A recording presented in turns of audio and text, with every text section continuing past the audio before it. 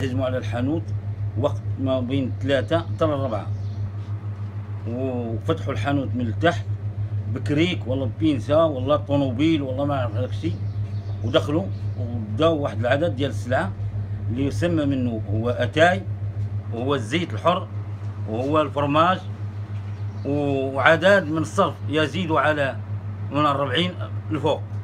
المهم المجموع اللي داو الحانوت يقدر ب 5000 درهم.